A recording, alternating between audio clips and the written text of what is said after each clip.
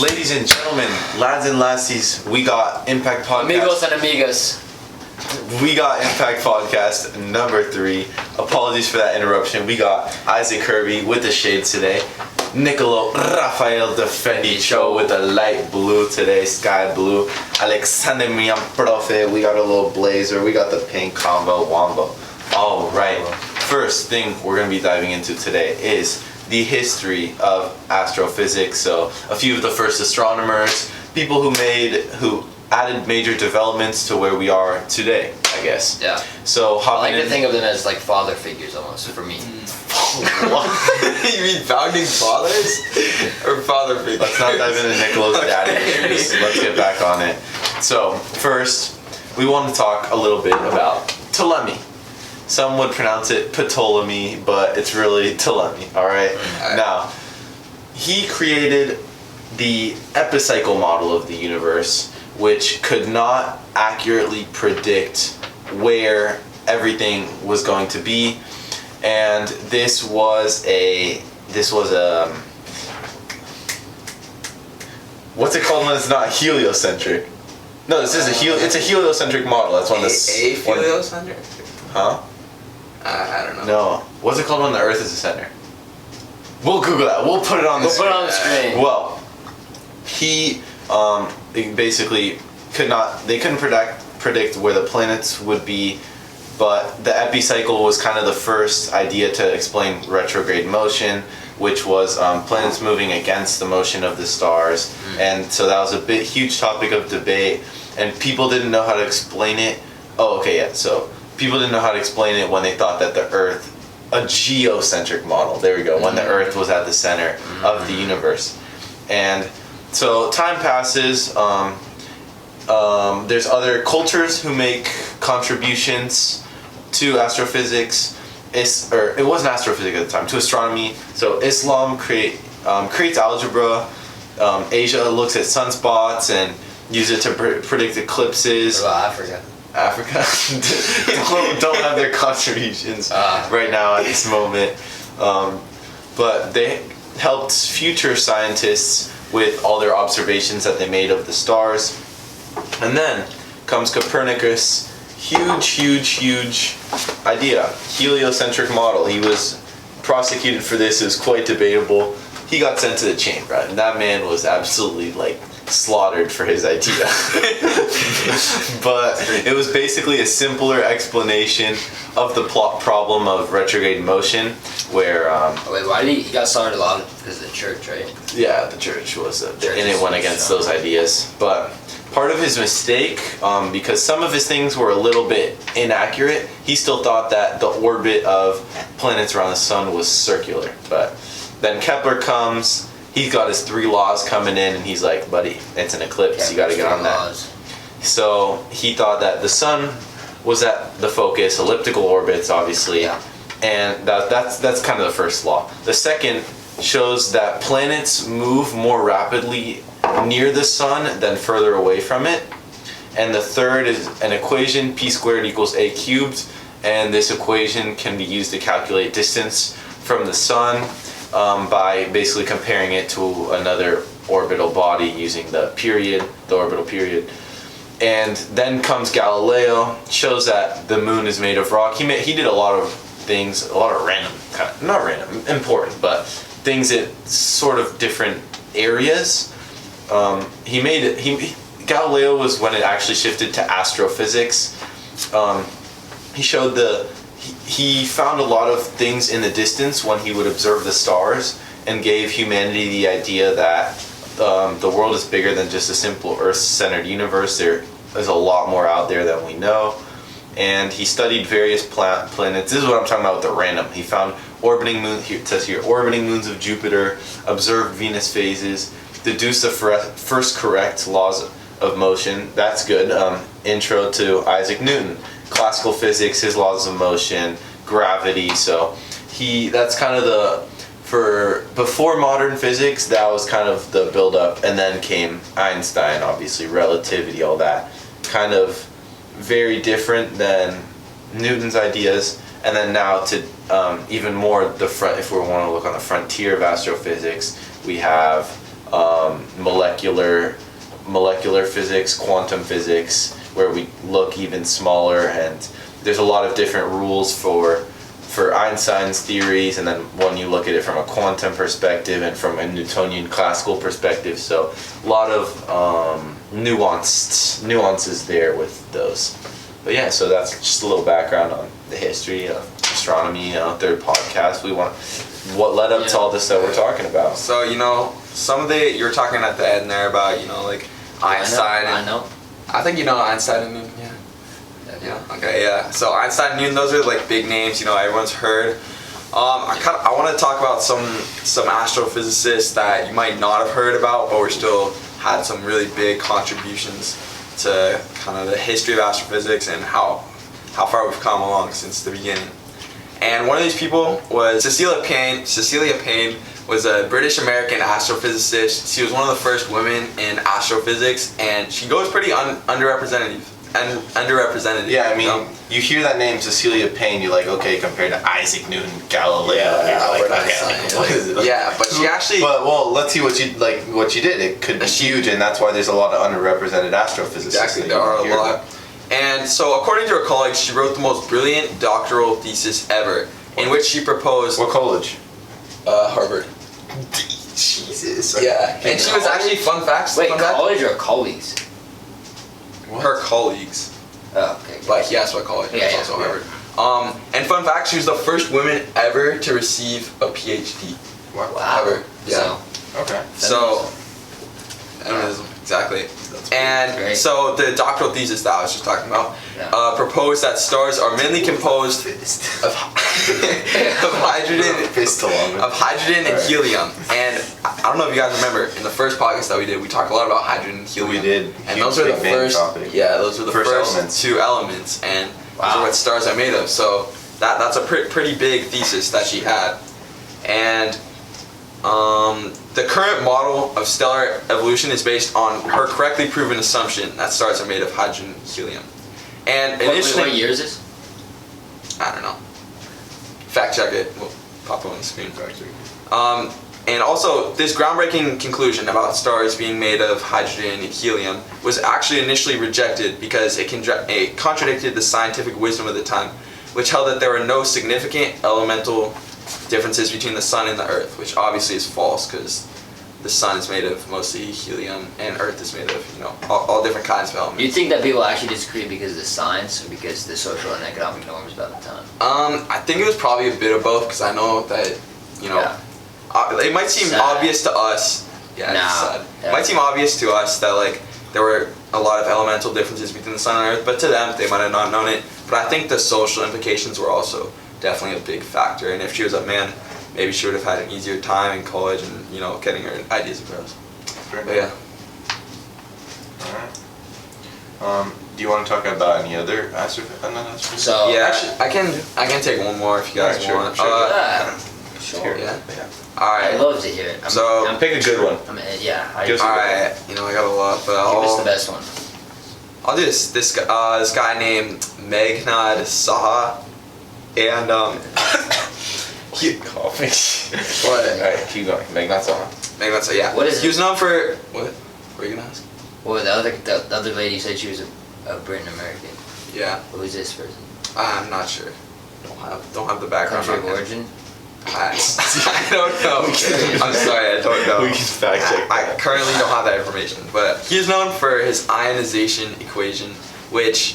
Do you guys know what ionization equation is? Ionization? I don't know the equation. What actually is it? So it basically, I have the exact equation, which is this. If you guys want to see it. Oh, good gracious me, dearie me. Oh, golly Lord, heavens to Betsy, Jesus Christ. Heavens to Betsy. That's a long equation. That is an equation. That's an equation. That will solve a well, buddy. So he made that equation, and like basically New frontier. Whoa. Boy, I think we're getting a little off topic here. Yeah. But basically that equation right there is relating the density of ions with temperature and ionization energy in stars, and it's used to study the atmosphere of stars. So kind of. Okay, now when you kind of break it down, it makes sense. Yeah. What is that? That was a joke, Kirby. Wait, it's used the ionization of stars.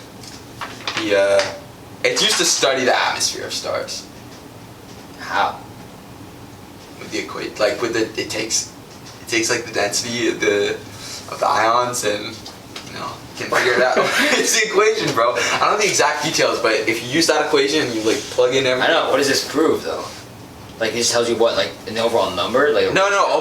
It basically shows you like the temperature, the chemical composition, and intrinsic luminosity. Okay. Gotcha. Compared to the like density of ions and stuff like that. Oh, that makes sense. So that's what the equation is. Yeah, I I understand. don't know exactly what it's solving for, like in what units and stuff, but Well, it's, yeah.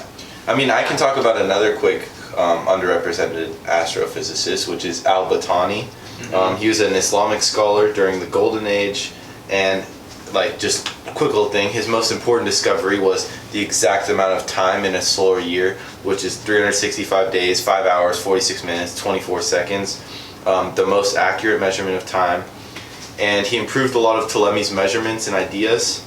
And so, I mean, there's just a lot of different people. We could go on and on. We could make 5 podcasts on just different people. So many underrepresented Yeah. people. But yeah, there's a lot of people. So you now know. that we got through, I would say, the more boring, Oh, That's bold. he thinks he's all that. Yeah. the more boring, less sophisticated, less. Talking about like the social economics Sure. of the world. Anyway. Like, damn. Yeah. Anyway, let's move on to actual things that matter. Damn. Let's talk about the.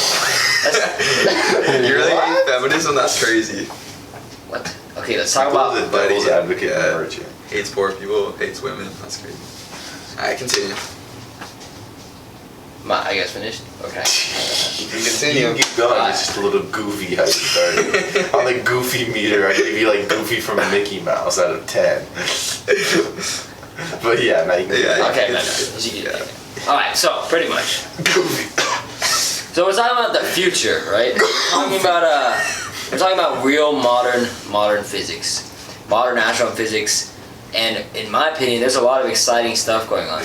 People would argue that Albert Einstein, all these people, were the greatest astrophysicists and scientists and artists and good-looking guys, but I would argue that. I don't think anyone has ever argued that. Albert Einstein was. Okay. Anyway, off topic. Something.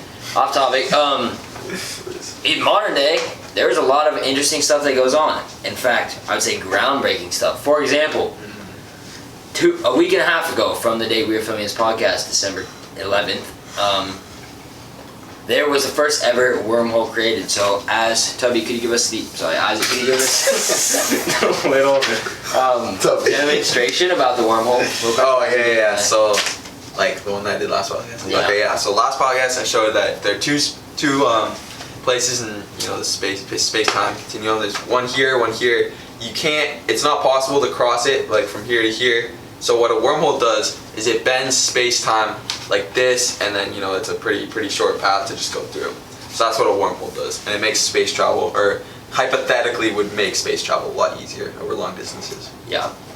And so, amazingly enough, this has actually taken place. We have created a subatomic wormhole on a quantum scale.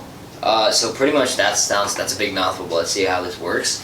So pretty much, as Isaac talked about, and actually Alec in Interstellar, it's two black holes that come together, but in fact, that is what Einstein argued. Whereas in fact, there's something called entanglement, which is pretty much talking about how on a quantum level, when there's two things called qubits, and we can predict, or there's a bunch of predictions of where the qubit is in like the quantum realm. Well, that's kind of the idea where it's like the two buckets, like either where it is or where it's going. Exactly, that's what I was going to bring up. But we'll get to that in a bit. Right. But anyway, so pretty much a group of scientists proposed an idea, and they said the physics in quantum physics are equal the physics in general relativity. And how they prove this is using a quantum computer. So Google AI, quantum computing company, which I actually just invested in. So That's pretty cool. yeah, invested like 500, 600. Okay. So anyway, pretty much in my opinion, quantum computers are the future of, first of all, businesses and space travel. And what they do is they allow you to take in an exponential amount more variables. So a supercomputer these days will bring 127 variables to figure out a problem, whereas a quantum computer will allow you to put in 600 plus variables and solve an equation or a problem and stuff like that. So it is really the future of predicting and solving really complicated equations. So pretty much, how does these work? So pretty much they create this computer in temperatures above absolute zero, a little bit above. I would hope so. Because you can't go below that. Go below Yeah. absolute zero. Yeah. So pretty much quantum numbers. So they pretty much show quantum numbers, and quantum numbers show a bunch of different probabilities. And What is a quantum number? Just like a tiny, tiny number? Just like mega decimals? It's like pretty much no. It's way more complicated than that. Okay. It's like pretty much computers these days they can't run quantum software. Whoa! What a disaster! They can't run quantum software because it's pretty much a variety of like possibilities, and there's too many possibilities for the computer to handle. So what this quantum computer allows us to do is use qubits and use quantum logic. So pretty much. Wait, what's a qubit? That is pretty much like a really so a qubit is a really small particle. It's just a quantum particle. Yeah, a quantum particle, okay, and gotcha. and pretty much what's so special about these particles is that they're in a state of superposition. So what that means is that it can be mathematically proven that when we know where one particle is, there's a mathematical relationship to where another particle is. And pretty much these qubits, they pretty much show the amplitude of everything. This desk, Tubby, Alec, anyone. They show the probability of every single particle in the world, and they're pretty much they show like the qubits. They show like the amplitude of stuff, which is like a really complicated quantum mechanics topic. But all you need to know is they show the amplitude, and we never actually know the real amplitude. Every single one of them is a probability, sort of thing. So, anyway, so what this proves is that. So where's the relevance here? Buddy? Yeah. So that's I was just explaining. This is fun stuff. I was just explaining about the quantum computer, right? So a team of scientists, they use this quantum computer to prove, first of all, EP equals EPH, which means I don't think that's even true. Those are not equal, bro. yeah, it's a hypothesis at the moment, isn't it? Right. This is one of the forefront evidence. Anyway, so that means that quantum physics equals general relativity. So that means it's what we call duality, pretty much. And how they prove this is that they pretty much, there's something called entanglement, right? We talked about it earlier, so I just introduced this. Entanglement is when we know one qubit, we can know where another one is by using probability and all this shit. Sorry, excuse my language. And all this stuff. I'm talking about way smarter stuff than you guys, be quiet. And then... We didn't say a word. And then... Someone's a little mad. And then as we continue, so pretty much these scientists, they put a mathematical equation for a wormhole from general relativity into quantum physics, into this supercomputer using entanglement, and by sending a negative energy shockwave through this quantum computer, they actually, Jomo, please. They actually created the first ever subatomic wormhole. Lie. They did not. Yeah, they didn't. No one believes me. I need proof. I need a picture. You guys are real funny, bro. You guys are real funny. You guys laughing over there? What, like negative IQ? Where's your proof at, bro? Bro, where's your happened. picture? It happened. How do you know? I don't Were you think it there? did. Did you see it? I Does invested in the anything company. happen? Are we even here right now, bro? Are we just on a floating rock? Okay, ignore the two idiots over here. Let's continue talking about this wormhole. So we have actually successfully created a wormhole. Can you believe it, guys? Why are you denying science? No, I can't believe it. No. It's on subatomic. They pretty much sent a qubit. Listen, but How big is it? How I'll big? tell you two It's things. tiny, bro. I'll tell you two things. So- Number one, climate change is not real. Number two, that wormhole was never created. Alright? Now keep going. Alright, keep going. buddy. Keep Keep going. What you said, Mimo? I said keep going. That's it. Like one more time, Keep bro. going, D. What? The fuck you saying, bro? What? It is crazy. That's crazy, bro. ED is crazy. ED is crazy. Toby, I would not be speaking too hard right now, bro.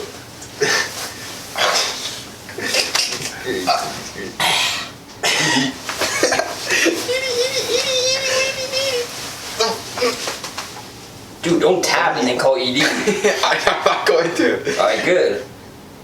Are we good now? We good. Alright, better. You have to make it such a big deal. Yes, but why you gotta call me at the middle of the podcast trying to film shit, bro? I didn't. Yes, you did. I didn't. He's mad. Damn, you gonna let that slide? No, it's not. Crazy. No, I'm not. What, say that one more time, like. Dude, why actually filming? Bro, we're filming. Why do you have to overreact so much? Bro, why you guys fucking laughing at the physics, bro? You call me Tubby. I didn't say anything. And you guys It's the same keep thing. going. Keep Alright, going. we cut that. We cut that as G. That's it, bro. That's it. That's Huh? That's it. Wait, we gotta find a Okay, conclusion. good, no. Get a little conclusion. So anyway, talking about back to the wormhole after that little scuffle. Pretty much. So yeah, we've created a real. I mean, it's mathematical. It's in a computer, but it is proved that has been created, and it's possible. So pretty much the next steps, in my opinion, would be to figure out a way to make this, expand in scale, and send like a chair through or something like that, or like Twix, Well, like Willy Wonka. Remember that? They sent like through the computer. ooh, Remember that? Yeah, that's a huge moment in Willy Wonka. Yeah. Alright, well, thank you guys for following with us on our journey. This has been podcast number 3, Tally Impact Podcast, and we are out of here. Thank you. Thank you.